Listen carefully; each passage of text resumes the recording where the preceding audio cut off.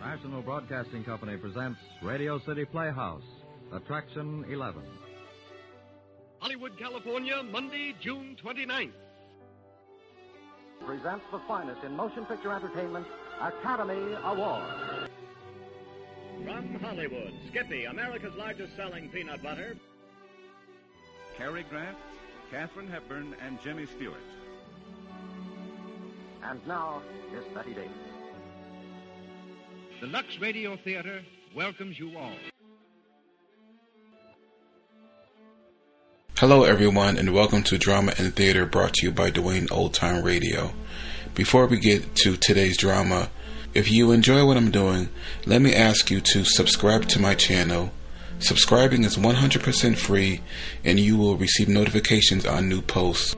Lastly, if you have a moment, write a short 1 or 2 sentence review or give a rating on your preferred podcast service. A positive review or rating would help me out a lot. And now, on to the show. Oh yeah, and thanks for your support. I really do appreciate it. Hope you enjoy. Happy Thanksgiving for those in the U.S., at least those who celebrate Thanksgiving. And this week we're going to wrap up the month with Theater Guild on the Air and their adaptation of Our Wilderness. For those who have been paying attention, and even for those who have not been paying attention, actually aired back in April of this year. The Fourth Theater had their own adaptation of Our Wilderness. So if you're interested, scroll back on your podcast player to April 4th, I believe it aired. I know it aired. To the Fourth Theater, and you can hear their version of Our Wilderness. But this week we have the Theater Guild on the Air doing their adaptation of it.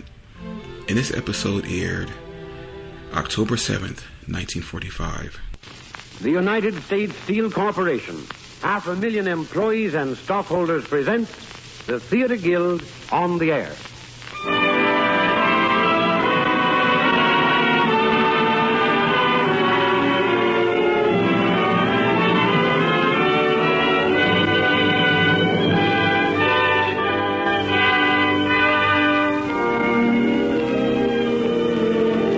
Guild, one of America's foremost producers of stage plays, including Oklahoma, Carousel, and over 150 productions in the American theater, comes to you now over the air. Tonight we bring you Eugene O'Neill's great comedy romance, Our Wilderness, starring Walter Huston and featuring Jackie Kelp and Eugene O'Neill Jr. as narrator.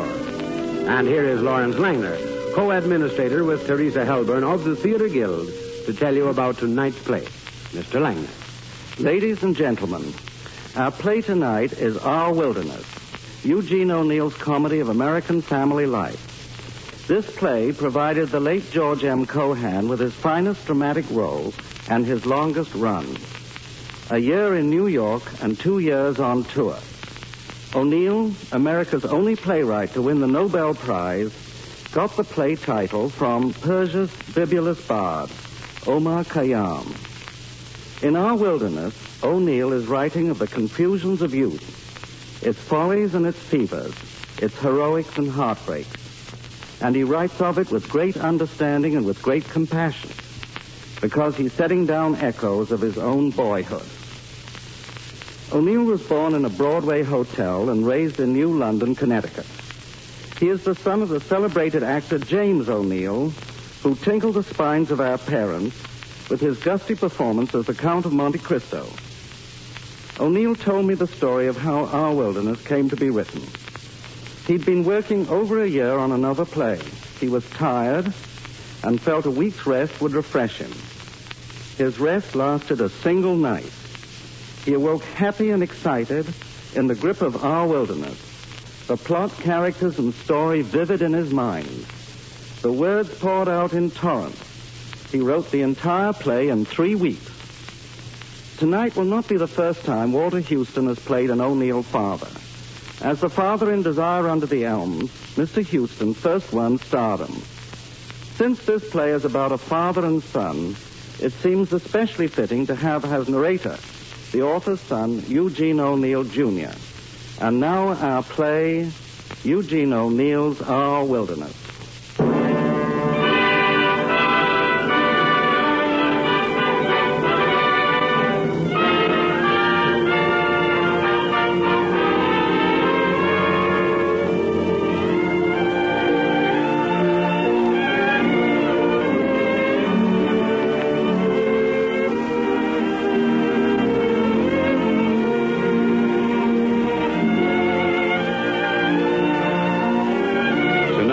turn back the pages of time for a nostalgic hour.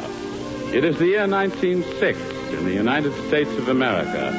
Teddy Roosevelt is in the White House. There's a blacksmith on every main street, and the automobile is a luxury item.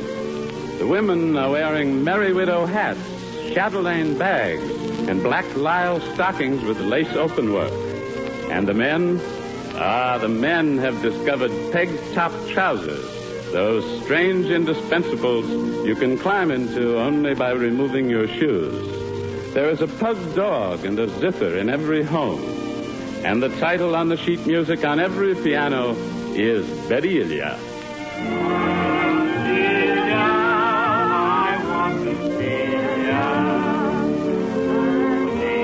And now that we've established the color and the period, I'd like you to meet the Miller family. They live in a large, small town in Connecticut where Nat Miller is the owner and publisher of the local newspaper. First, there's Tommy, the youngest. Oh, I don't want any more milk, Ma. And I said, excuse me, and you said, all right. Can I go out and play now, Ma? May I go out? May I? Yes, but you set off your crackers away from the house, remember? Yes, ma'am. This is Mildred and Arthur, two more of the Miller children. Children? Oh, I beg your pardon, Mildred. Of course, you're not a child anymore. How old are you? 15 and 4 months. Well, of course. Now, suppose you describe yourself. Well, I'm tall and rather slender. I've got a nice nose and gray eyes. Well, I think I'm attractive. What are you wearing? I've got on high black shoes with French heels, a long black pleated skirt very full at the bottom, and a white shirtwaist. My hair is up, of course. Thank you. What about you, Arthur? I am a sophomore at Yale. Thank you. And here, unless I'm mistaken, are Mrs. Miller and Aunt Lily. Goodness, Tommy's left the screen door open. The house will be alive with flies. Well, you can't expect a boy to remember to shut doors on the 4th of July. That's you all over, Lily. You'll have that boy spoiled to death in spite of me. Sure, I'm hot, aren't you? Oh, this is going to be a scorcher. Arthur, get up and let your Aunt Lily sit down. Take your mandolin over to the window seat. Certainly. Aunt Lily, my chair. Thank you, dear. And here come the gentlemen, Mr. Nathaniel Miller himself and Uncle Sid Davis. Nat has just turned 50. He's a little stoop-shouldered now from reading copy, and his hair, well, let's call it thin. What's the name of that piece, Arthur? Waltz Me Around Again, Willie. Oh, sure, I know that one. Oh, waltz me around again, Willie. Sid is Mrs. Miller's brother, but he is not married to Aunt Lily. There's been talk about it for 20 years now, but Aunt Lily won't have him because, well, you'll hear about that later. Well, I guess that's about everybody except Richard. Arthur, where is Richard? He's still in the dining room reading a book. My gosh, he's always reading now. What's got into him, anyhow? He reads his school books, too. Strange that may seem to you. That's why he came out the top of his class. I'm hoping before you leave New Haven, they'll find time to teach you reading is a good habit. Sure, but not the way he does it. I believe in moderation. That'll be enough out of you. Sid, you coming to the Onondaga Club picnic with me this afternoon? You bet. Sid, you be careful, won't you? Oh, sure. We're going to have dinner in the evening tonight, you know. The best shore dinner you ever tasted. And I don't want you coming home, well, not able to appreciate it. Oh, he'll be careful today, won't you, Sid? Lily, I swear to you, if any man offers me a drink, I'll kill him. That is, if he changes his mind. Want to come with me to the fireworks display at the beach tonight, Lily? Oh, I'd like to, Sid, thank you. Only not if you come home. Nat, your sister's got an evil mind. She reads evil into everything I do, even before I do it. That reminds me, Nat, you've got to speak to Richard. It's about those evil books he's reading. I found some more in his closet. You've got to give him a good talking to. Do I have to on the 4th of July? That's got nothing to do with it. When it comes to a heart-to-heart talk between a father and his son, the time of the year is irrelevant. You've got to talk to him right now. What's he reading? Nick Carter or Old Cap Collier? No, he passed that period long ago. Poetry is his red meat nowadays. Love poetry. Socialism, too, I suspect. Well, might as well get him on the carpet. Richard? Richard! Richard! Hey, Dick, wake up. Pa's calling you. All right, I'm coming. You want me, Pa? I hoped I'd made that plain. I didn't hear you, Pa. I was off in another world. Yeah. Did you hear that, everybody? He was off in another world. What were you planning to do today, Richard? Going to the beach with your sister? That silly skirt party? I should say not. He's not, Connie, because Muriel McCumber isn't. I bet he's got a date with her somewhere. You shut up. I thought I'd just stay home, Pa. This morning, anyway. Help Tommy set off firecrackers, eh? Father, I am 17 years old. A man of 17 does not spend his time with firecrackers. Besides, I don't believe in this silly celebrating the 4th of July. All this lying talk about liberty when there is no liberty. The land of the free and the home of the brave. Home of the slave is what they ought to call it. The wage slave, ground under the heel of his master, starving, crying out for bread for his children. And all he gets is a stone. I tell you, the 4th of July is a stupid farce. Them are mighty strong words, son.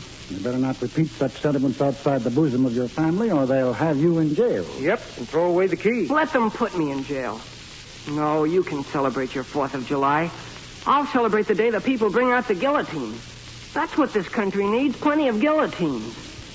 The days grow hot, O Babylon.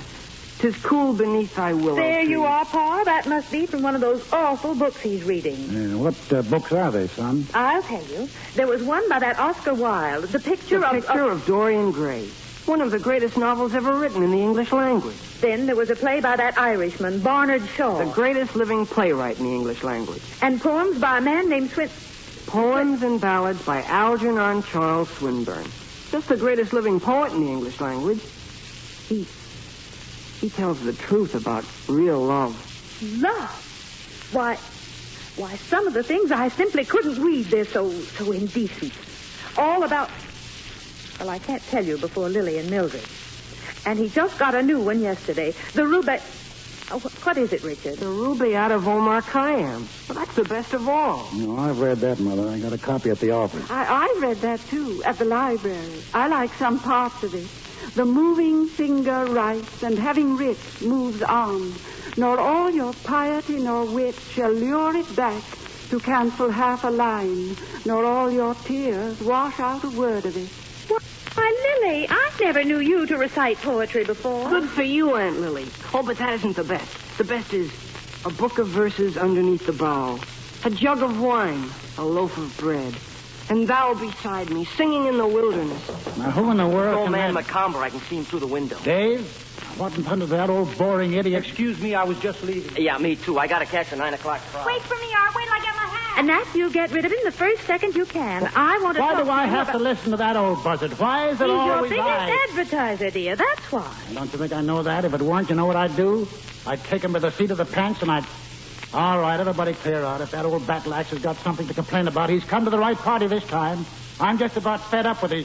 And you come back here as soon as he leaves, Richard. I'm not through with you yet. Oh, come in, Mr. McComber. Sit down. Have a cigar. You're forgetting. I never smoke. Oh, so I was, yeah. Well, I'll smoke alone then. I'll come to the point at once. I regret to say something disagreeable. Disgraceful would be near the truth. And it concerns your son, Richard. Now, come, Dave. I'm sure Richard hasn't... I positively has. You're not calling me a liar, I hope. No one said anything about a liar. I only meant you're surely mistaken if you think that... I'm not mistaken. I have proof of everything in his own handwriting. Well, let's get down to brass tacks. Now, just what it is you're charging my son with. With being dissolute and blasphemous.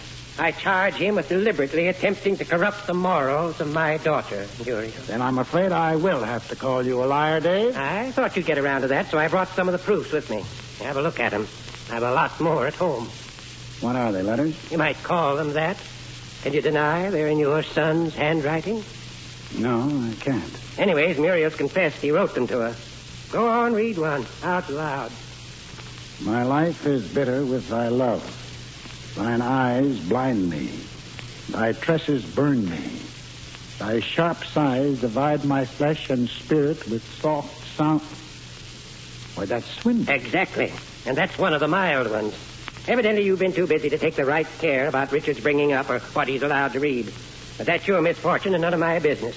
But my daughter Muriel is my business, and I can't and I won't have her innocence exposed to the contamination of a young man whose mind, judging from his choice of reading matter, is as foul as... You darned old fool. Can't you see Richard's only a fool kid who's just at the stage when he's out to rebel against all authority, so he grabs at anything radical to read and he wants to pass it on to his girl and boyfriends. Yes, and his elders, too, to show off what a young hellion he is. Here, take this stuff back. It doesn't mean anything to me. That is nothing of what you think it means. And if you believe that this would corrupt Muriel, then you must believe she's easily corrupted. Now you're insulting my daughter. I won't forget that. I'm not insulting her. I think Muriel is a darn nice girl. That's why I'm giving her credit for ordinary good sense. Well, I knew you'd prove obstinate, but I certainly never dreamed you'd have the impudence What did you dream I'd do? Give him a hiding he'd remember to the last day of his life. You ought to do it for his sake if he had any sense, unless you want him to end up in jail. Dave, I've said all I can from you. Now you get out and get out quick before I'm going, but there's one thing more. Here's a letter from Muriel for your son. Makes plain how she feels about him. I hope he heeds what's inside for his own good and yours, because if I ever catch him hanging around my place again, I'll have him arrested. And don't think I'm not going to make you regret your insults. I'm taking the advertisement for my store out of your paper. Go ahead. I'll call your bluff. And starting tomorrow, I'm going to refuse to print your ad. Why, when I get through, there won't be a person in town that'll buy a dish rag in your place. Now get out. Hey, you forgot your letters. Looks like they're all Swinburne. And I could drink thy veins as wine and eat thy flesh like honey, that from face to feet thy body were abolished and consumed, and in my flesh thy very flesh entombed. This stuff is kind of warm. Too darn warm if you ask me. Certainly not the kind of thing to be sending to a decent girl. I thought the boy was just stuck on her, the way one gets stuck on a decent girl at his age. I wonder if maybe... By the Lord, if that's true, I'll give him a hiding he'll never forget. Richard, come in here. Yes, Pa? Now, look here, son. I'm going to ask you a question, and I want an honest answer. And I warn you beforehand, if the answer is yes, I'm going to punish you and punish you hard, because you'll have done something no boy of mine ought to do. You've never lied to me before, I know, and I don't believe even to save yourself punishment, you'd lie to me now. Would you? I won't lie, Pa. Have you been trying to have something to do with Muriel? Something... You know what I mean. No. What do you think I am, Pa? Why, I love her. I'm going to marry her after I get out of college. She said she would. We're engaged. All right. That's all I wanted to know. I don't see how you could think... Did that old idiot Macomber say that about me? You shouldn't be calling your future father-in-law names. It ain't respectable. It's these letters you wrote. What letters? Oh, Swinburne. They're beautiful, aren't they? A little strong, I'd say. By the way, here's one from her to you. Better be prepared for a bit of a blow, son. Well, I'll see you at dinner.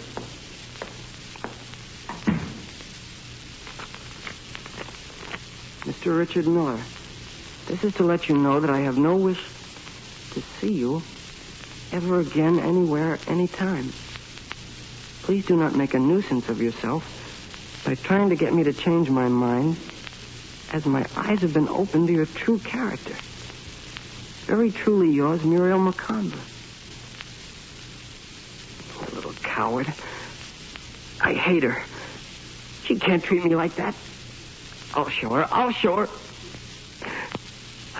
Muriel. Muriel.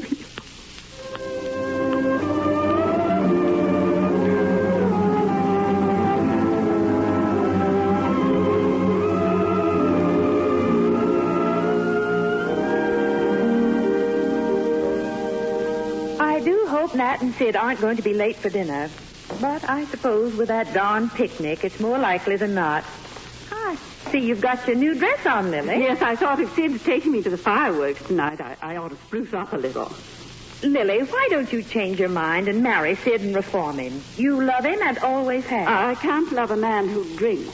Essie, It's 16 years since I broke off our engagement. 16 years? Mm. But if he keeps his promise and stays sober and takes me to the fireworks tonight, then... Oh, he must. It's our last chance. I know it. Well, dear, I hope you're right. Good gracious, if I'm not forgetting, I've got to warn that Tommy against giving me away to Nat about the fish. He knows because I had to send him to market for it. Essie, what are you talking about? Well, you know how Nat carries on about not being able to eat bluefish? Yes, I know. He says there's a certain oil in it that poisons him. Poisons him nothing. He's been eating bluefish for years. Only I tell him each time it's weak fish. We're having it tonight, and... Oh, Ma. Aunt Lily? Oh, it's you, Richard. Feel any better, dear? It doesn't matter. Nothing matters. Dick, you really mustn't let it upset you this way. Things like this come up all the time, I know. Things like what, Aunt Lily? You and Muriel. Oh, her. I wasn't even thinking about her. I was thinking about life. Aunt Lily, life is a joke. Oh. Everything comes out all wrong in the end. Richard, I think you must be hungry. I'm not hungry a bit. Food, that's all you think of in this house. Well, somebody's got to think of it.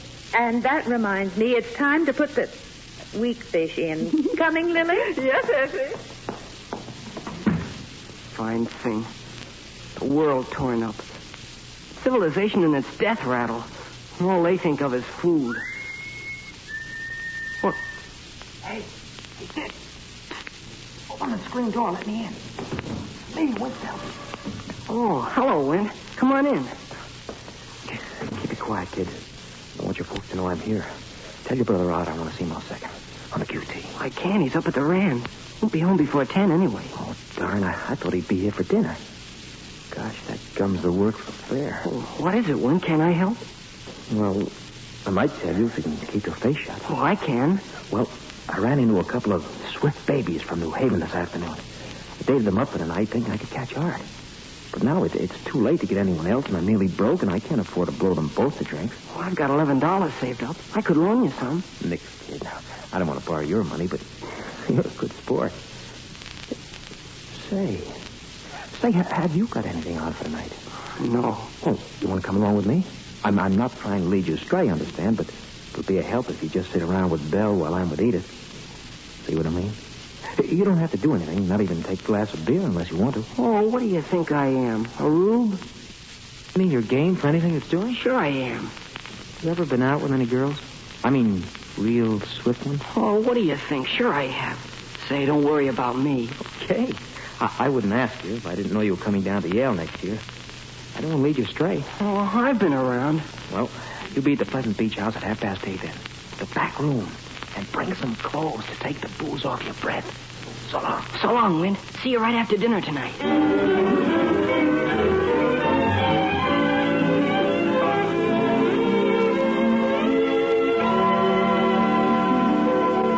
In the sweet by and by. More lobster, Ma. All right. Hush, Sid. You not only come home late to dinner, but in a state of... A good fellowship. That's the word for it. And after you promised Lily. Oh, never mind me, Essie. My feelings have no consequence. Ma, can I have some more lobster? Certainly, dear. Richard? Huh? Oh, no thanks, Ma. But you've hardly eaten a thing, and that little you've bolted as though you were in an awful sweat to get someplace. Me? In a sweat? Oh, where would I be going? Well, maybe I'm imagining things. Nat, how about you? No, thanks. I'll have some of that other, it isn't bluefish by any chance, is it, my dear? Well, of course not. You know we never have bluefish on account of you. Yeah, I regret to say there's a certain peculiar oil in bluefish that invariably poisons. Stop that, Tommy. Stop that this instant. I can't help it, Ma. Well, I don't see what's so darn funny about my being poisoned. Nat, I suspect the plot. This fish looks blue to me. Very blue. Look at your wife. Regard that guilty expression. Can it be this woman has been slowly and systematically poisoning you all these years?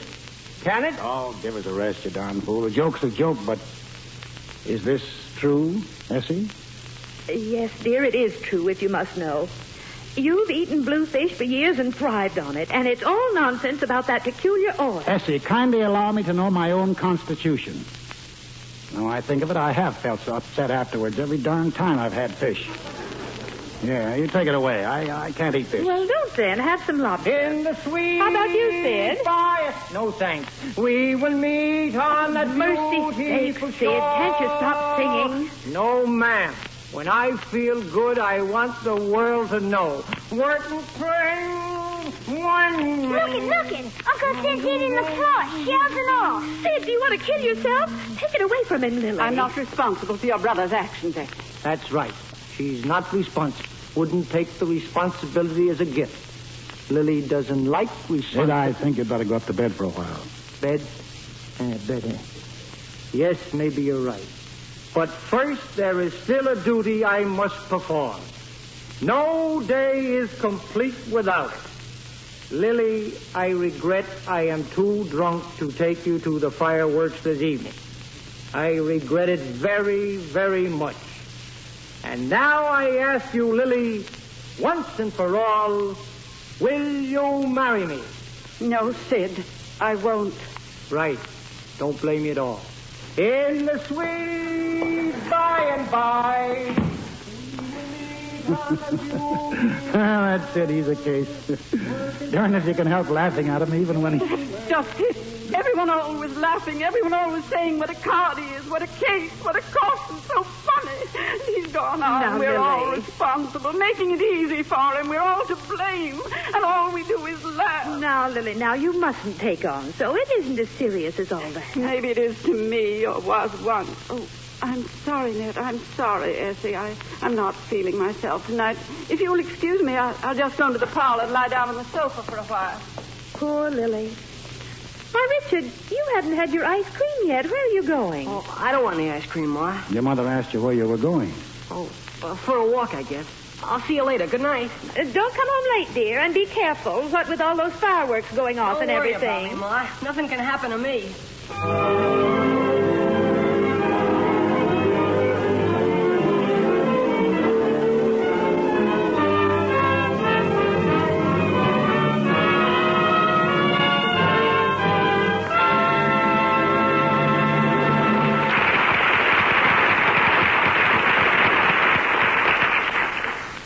You are listening to the Theater Guild on the Air, presented by the United States Steel Corporation.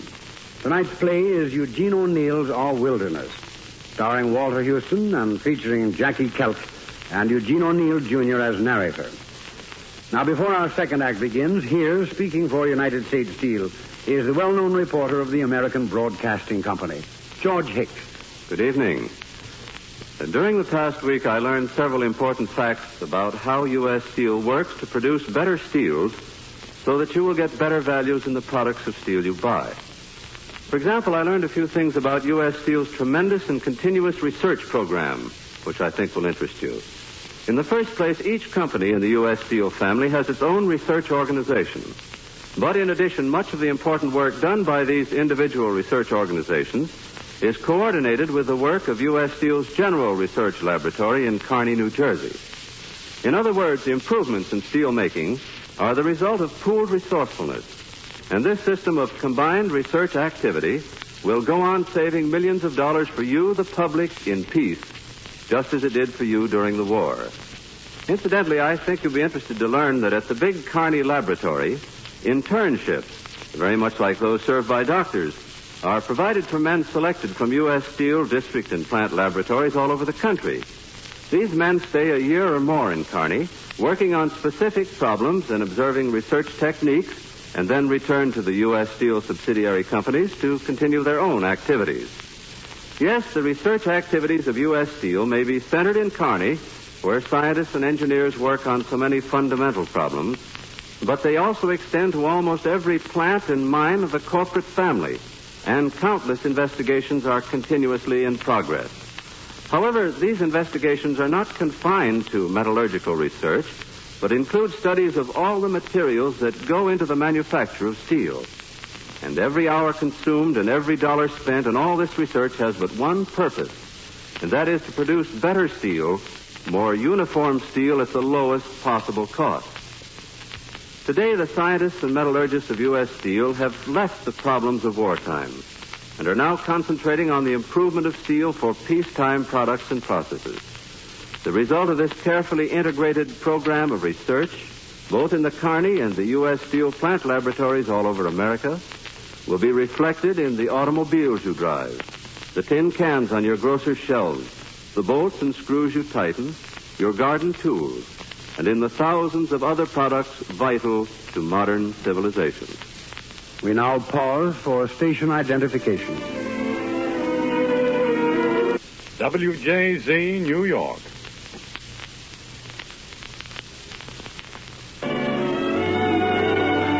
We continue with the second act of Eugene O'Neill's Our Wilderness, starring Walter Huston and featuring Jackie Kelp and Eugene O'Neill, Jr. as narrator.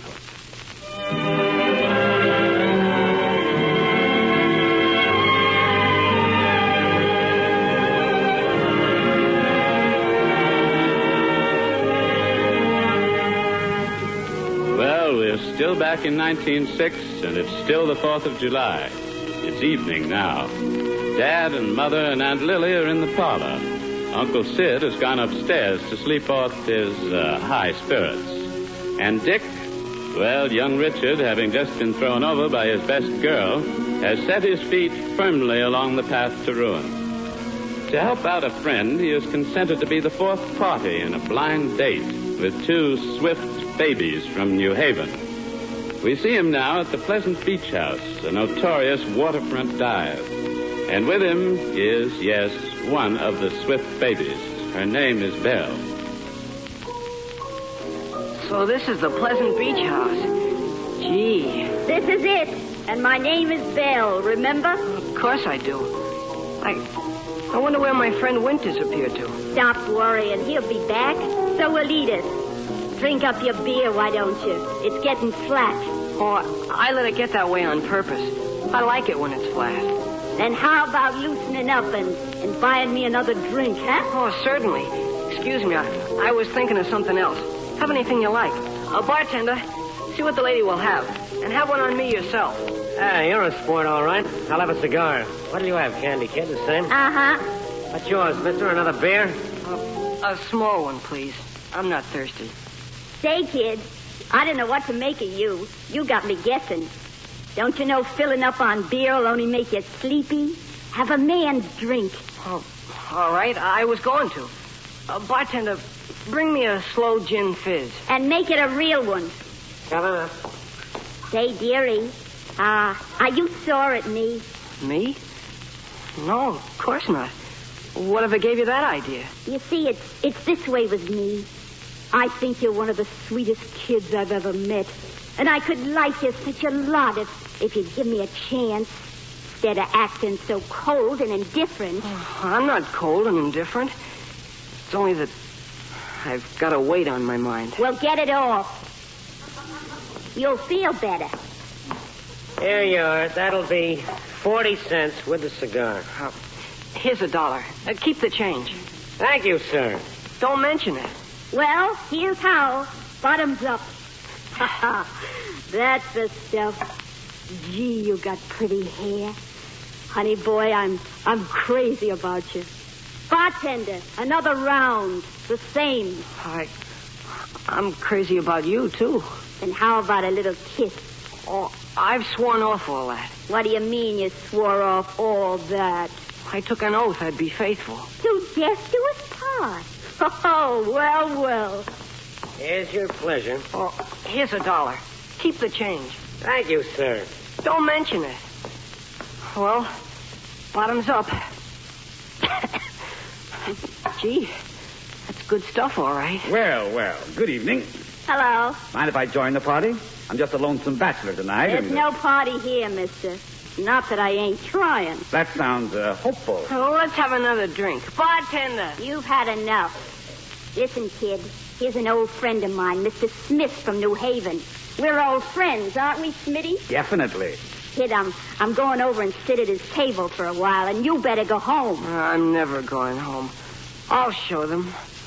But I wouldn't do such because I loved her too much. But I learned about women from her. Hey, this is rich. Attaboy, young fella. Give us some more. Belle, I have something to say to you. I don't want to hear it. You oughtn't to lead this kind of life.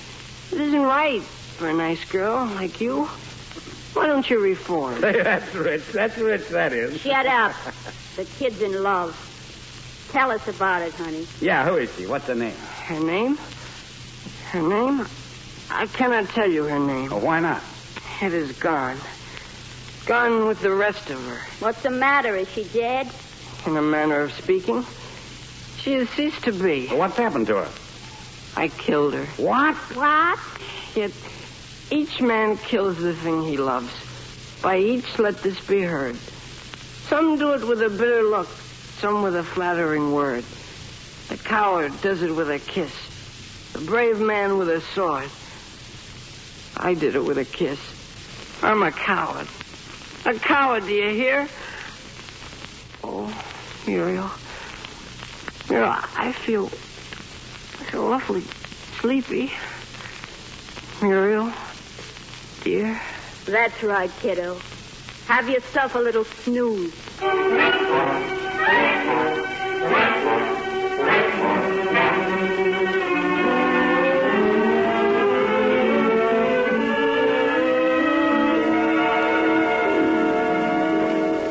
I do wish Richard would come home. Yeah, now, Mother, he'll be here any minute now. Don't worry about him. What time is it now? Why, it's only a little past 10. Why, you said that an hour ago. And Nat Miller, you're telling me a fib so as not to worry me. You let me see that watch. Well, it's 11:15. But that's not so late when you remember it's the 4th of July. Oh, I just know something terrible's happened to him. Oh, Ma, Dick only sneaked out to the fireworks at the beach. You wait and see. Where's Dick? He hasn't come in yet, dear. My gracious, in all the excitement, I was forgetting you're still up. Go up to bed this minute. Oh, I'm not sleepy. You hear what your mother said? Okay. I heard. Night, everybody. Night, dear. What time is it? Now, Mother, I told you just a minute ago. I don't see how you can take it so calm. Here it is midnight, you might say, and our Richard's still out, and we don't even know where he is. I hear someone. I bet that's him now, Ma. You give him a good piece of your mind, Nat. You hear me? You're too easy with him. That's the whole trouble. The idea of him daring to stay out like this. Hello. Oh, it's Uncle Sid. Hello, Sid. Had a good nap? Nat and Essie and Lily, I want to apologize for coming home the way I did. There's no excuse, but I didn't mean it, really. Of course, Sid. It's all forgotten. We know how it is with picnics, Sid. You just forget it. Lily, I'm sorry about the fireworks. Can you forgive me? Lily? Oh, you're right, Lily. Right not to forgive me. I'm no good, and I never will be. I'm a no-good drunk. No good to myself or anybody else. If I had any guts, I'd kill myself, and good riddance. But I haven't. I'm yellow, too. A yellow, drunken bum. Don't cry, Sid. I can't bear it. Of course I forgive you. Haven't I always forgiven you? I know you're not to blame. So don't, Sid. It's Dick. Oh, thank heaven, thank heaven. Greetings, Mother, Father, relatives. I greet you on this auspicious and patriotic occasion. Dear Lord, what's happened to him? He's gone crazy. Richard! Crazy nothing. He's soused. He's drunk, all right. You've got your nerve, you fresh kid. We'll take that out of you when we get you down to Yale, all right. Yesterday, this day's madness did prepare. Tomorrow's silence, triumph, or despair. Drink! Richard! How dare Don't you strike him, Nat. Don't you Steady, dare. Nat, steady. Now keep your temper. No good bawling him out now. You don't know what he's doing. All right. You're right, Sid. And then I will come with vine leaves in my hair. Richard, you're intoxicated, you bad, wicked boy, you. Speak the speech, I pray you, as I pronounce it to you, trippingly on the tongue. But if you mouth it, as so many of your players do, I had his leaf. Ma, I feel rotten. Oh, my poor boy. Yeah, let me take care of him. I know this game backwards. Yes, Mother. You leave him to Sid. Come on, old sport.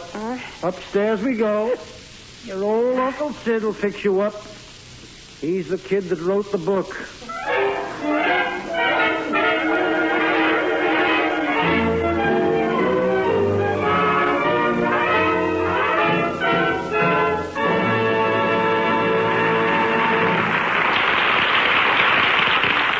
You are listening to the Theater Guild on the Air, presented by the United States Steel Corporation.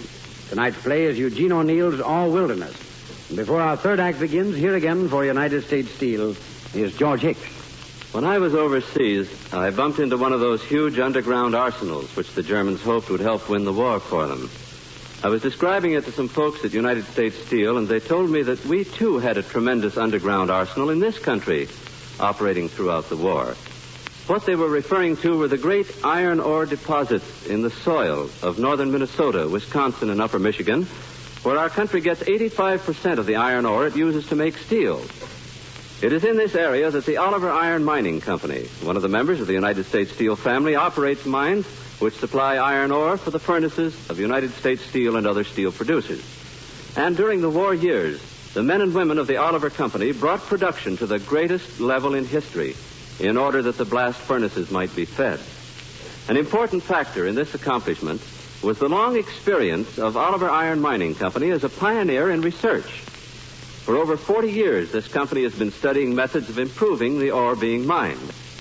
Because not all ore is suitable for use as it comes from the earth, the Oliver Company has built plants which take the ore and improve its quality so that it does become suitable for steel making. The ore is crushed and washed and concentrated, thereby removing impurities. In this way, natural resources are conserved, and ore deposits which might otherwise be neglected are made useful to man. Last year, this member of the United States Steel family established a new iron ore research laboratory at Duluth, Minnesota, to centralize these activities. Here, the pioneer working will be intensified and carried forward in a long-range program of experiments directed toward conserving natural resources through greater use of all grades of iron ore. In this way, the Oliver Iron Mining Company is helping to ensure for generations to come a continued supply of iron ore to make the steel which is basic to our high standard of living.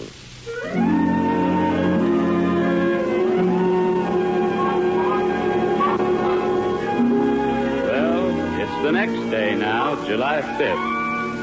Nat Miller has broken a precedent and come home during the day for one specific purpose. He has promised Mrs. Miller that he will punish their son Richard for coming home intoxicated the night before. Darn it, Mother, I ought to be back at the office. You can't go back without talking to him. It's your duty. What has Dick done? Why is everybody scared to tell me? Young man, I've never spanked you yet, but that doesn't mean I never will. Now skedaddle. By the way, Mother, where is Richard? He's still in bed. But you needn't think I haven't punished him. I've given him pieces of my mind he won't forget in a hurry. And I've kept reminding him his real punishment was still to come. That you were coming home from the office on purpose. And that then he'd learn you could be terribly stern when he did such awful things. And that's just what it's your duty to do. Punish him good and hard. The idea of him daring to... Oh, but you be careful how you go about it, Nat. Remember, he's like you inside, too sensitive for his own good.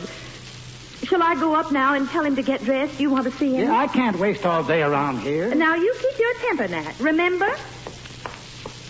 Darn women anyway. They always get you mixed up. Their minds simply don't know what logic is. Sid. Oh, Sid. Yes, Nat? Sit down. I want to talk to you. Sid, this thing with Dick is a darn sight more serious than Essie has any idea. There was a woman with him last night at the Pleasant Beach house. That dive? They were seen together. That's just the sort of a darn fool thing he'd do to spite Muriel. And I've got to have a straight talk with him about women and all those things. I ought to have long ago. Yes, you ought. I tried a couple of times. I did all right with Arthur, but heck, with Richard, I always get sort of ashamed of myself when I can't get started right. You feel, in spite of all his bold talk out of books, that he's so darn innocent inside. Oh, hello, Mother. I'm sorry, Nat, but he was sound asleep, and I didn't have the heart to wake him. Well, I'll be double darned if you're not the... Now, don't lose your temper at me, Nat Miller. You know as well as I do he needs all the sleep he can get today after last night's ructions. Well, I'll be eternally... Here I come home, especially, and you don't even... Because he was sound asleep. Well, there's no use talking. You certainly take the cake. I'll see you at supper.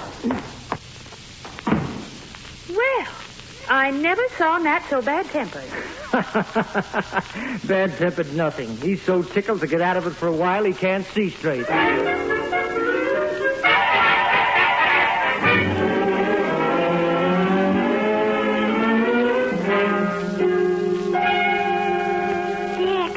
Mildred. Go away. Can't a man have any privacy, even in his own bedroom? I've got something for you.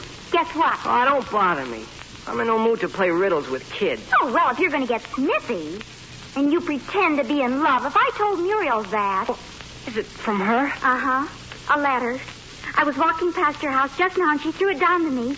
Here it is. Oh, gee, it must be nice to be in love like you are, all with one person. Oh, gee, do you know what she says? She didn't mean a word in that other letter. Her old man made her write it. And she loves me and only me and always will, no matter how they punish her. My, I never thought she had that much spunk. And she's going to try to sneak out and meet me tonight.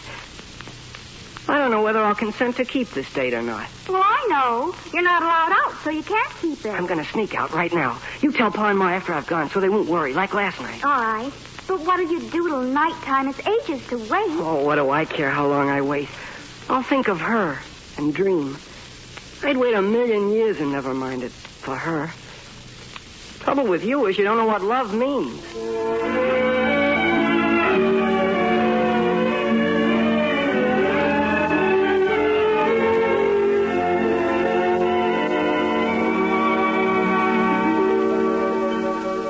Tell me what happened, Dick, from the beginning.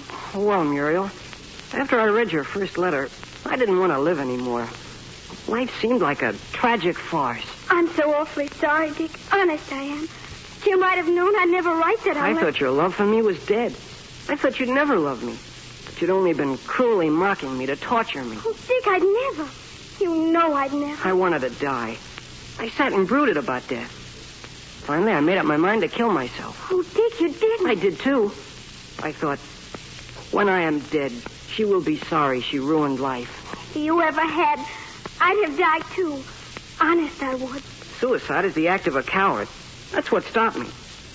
And anyway, I thought to myself, she isn't worth it. Well, that's a nice thing to say. Well, if you meant what was in the letter, you wouldn't have been worth it, would you? But I've told you a dozen times, Pa, maybe. So I said to myself, I am through with women. They are all alike. I'm not. And I thought, what difference does it make what I do now? I might as well forget her and lead the pace that kills and drown my sorrows. You know, I had $11 saved up to buy you something for your birthday. But I thought, she's dead to me now. Why shouldn't I throw it away? Oh, I've still got almost 5 left, Muriel. I can get you something nice with that. What do I care about your old present? Tell me what happened. Well, after it was dark, I sneaked out and went to a low dive I know about. A secret house of shame. They let me into a secret room behind the bar room. There wasn't anyone there but a Princeton senior I know. He belongs to Tiger Inn, and he's fullback on the football team. And he had 2 chorus girls from New York with him. And they were all drinking champagne. Oh, Dick Miller, I hope you did. I had a highball myself. Then I noticed one of the girls, the one that wasn't with the fullback, looking at me. She had strange-looking eyes. Then she asked me if I wouldn't drink champagne with them and come and sit with her. Oh, she must have been a nice thing. Did you? Oh, why shouldn't I? When you told me in that letter you'd never see me again. But you ought to have known, Pa, maybe. I didn't know that then. She had yellow hair. The kind that burns and stings you. Did you get drunk? Only a little at first. But you ought to have seen me when I got home. I was on the verge of delirium tremens. Did you kiss her? No, I didn't. You did, too. You're lying, and you know it. You did, too. I hate you. I wish you were dead. I'm going home this minute. I never want to lay eyes on you again, and this time I mean it. Muriel, wait, listen. I don't want to listen. Let me go. If you don't, I'll bite your hair. I won't let you go. You've got to let me explain. Ouch. All right. Go if you want to. You haven't the decency to let me explain. I'll go back to her of the yellow tresses that burn and sting.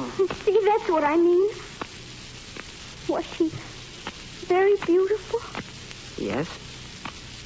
But not as beautiful as you. Do you love her? No. I love you. I'm sorry I hurt your hand. It was nothing. Muriel. Yes? Can I kiss you? Will it wash off her kisses? Make you forget for always? Oh, yes. All right, then, Dick. The moon is beautiful tonight, isn't it? Not as beautiful as you. Nothing is. Wouldn't it be wonderful after we're married? Gosh, but I love you. Gosh, I love you. Darling. I love you, too, sweetheart. Where are we going on our honeymoon, Dick? Niagara Falls. That dump where all the silly fools go. I should say not. No, we'll go to some wonderful place. Somewhere out on the long trail. The trail that is always new. On the road to Mandalay. We'll watch the dawn come up like thunder out of China. Oh, that'll be wonderful, won't it?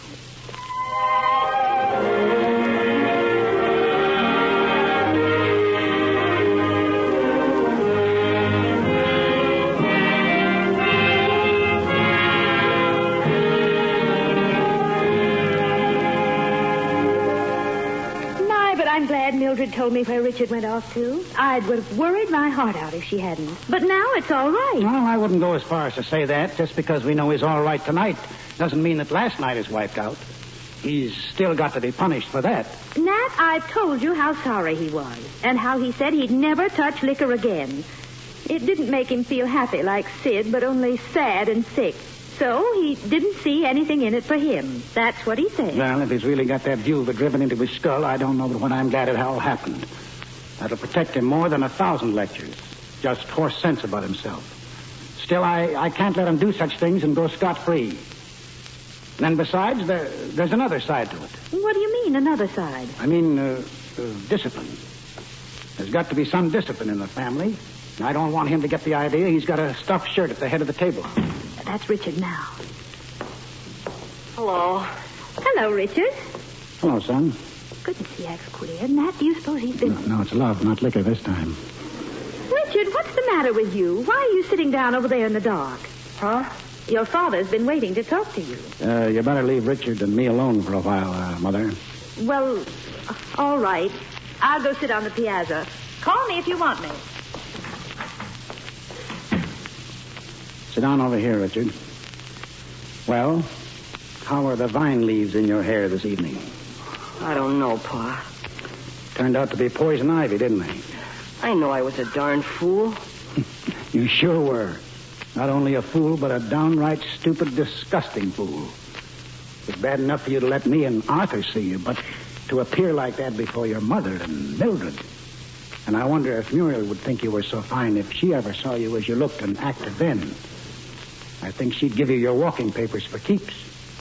You couldn't blame her. No nice girl wants to give her love to a stupid drunk. I know, Pa. All right. And that settles that. The booze end of it. But there's another thing that's more serious. How about that woman you were with at the Pleasant Beach house? Well, you know? Did you, did you? No, Pa, I didn't. Well, how'd you happen to meet this lady anyway? I can't tell that, Pa. I'd have to snitch on someone. You wouldn't want me to do that.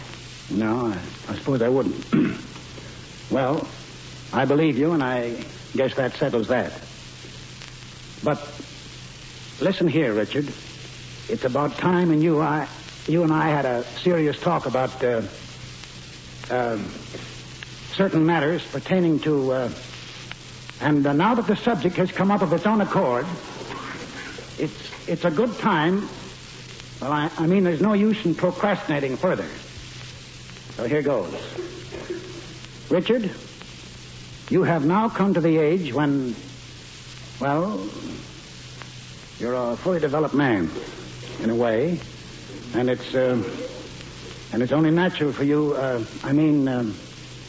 Pertaining to the opposite sex. It's only natural for you. Here's what I'm driving at, Richard. There are girls and girls. I mean, your whole life may be ruined if. There are some who... there are apt to be whited sepulchres. And your whole future life may...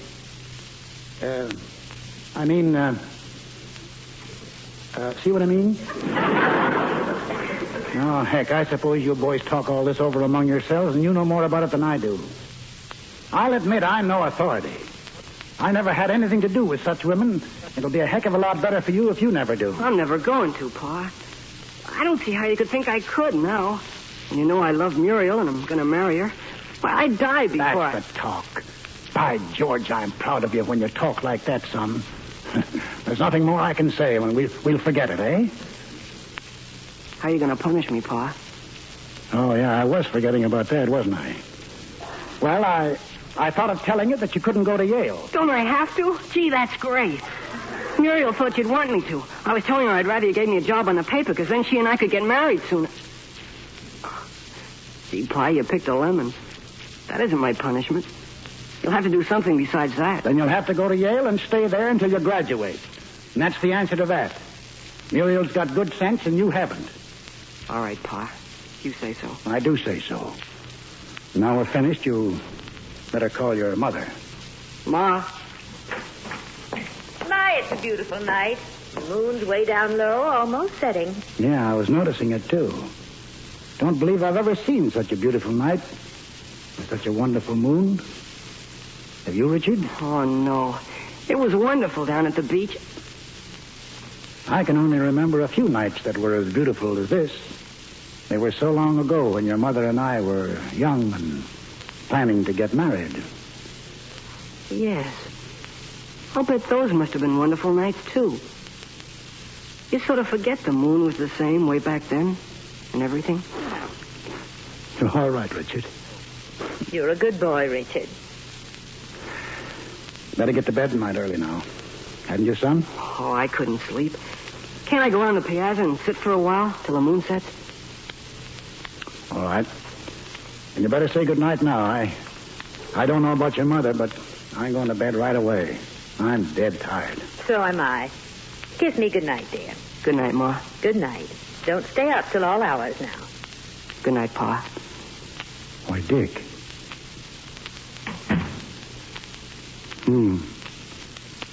First time he's done that in years. I don't believe in kissing between fathers and sons after a certain age. It seems mushy and silly, but that meant something. And, Mother, I don't think we'll ever have to worry about his being safe from himself again. I guess no matter what life will do to him, he can take care of it now.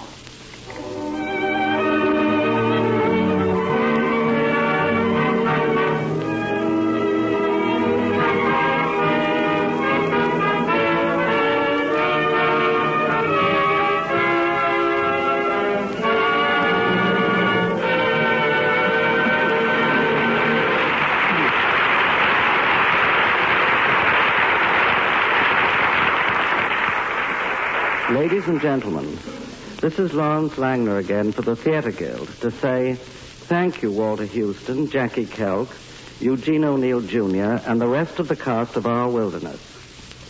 And now a word or two about next week's play. It's the gay comedy Mr. Pym Passes by A.A. Milne, author of many a whimsical and witty play, author, too, of at least one crack detective story, The Red House Mystery, and known the world over for his delightful children's books, including Winnie the Pooh. Shortly after its London production, a copy of Mr. Pym Passes By reached us. Within 24 hours, it had been read by Teresa Helban and Maurice Wertheim, and forthwith these two pledged Mr. Milne a New York production by cable. The decision was as happy as it was rapid.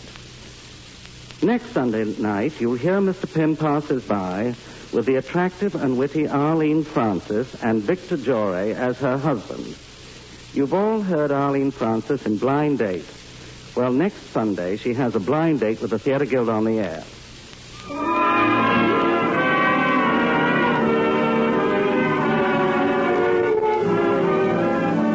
The United States Steel Corporation hopes that you will be with us next week at the same time, when we'll bring you A.A. Milne's immortal comedy, Mr. Pym Passes By.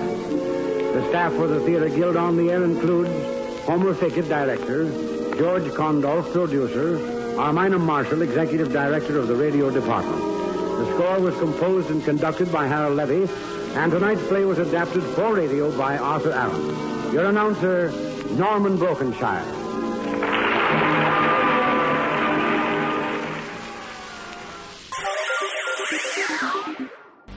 Thank you for listening, and I hope you enjoyed. As always, you can listen to my podcast on all podcast services. You can also go to my website, otr.duane.media, to listen to all of my podcasts. There is donation information, patron information, and more all on the website. The website is slowly improving. Thank you for your patience. It takes a while to update and add information to the website, but it's getting there. You can also find me on Instagram, duane.otr. You can also email me if you want, info@otr.duane.media. Hope you enjoyed, and until next time, stay safe, wish you well, and as always, peace.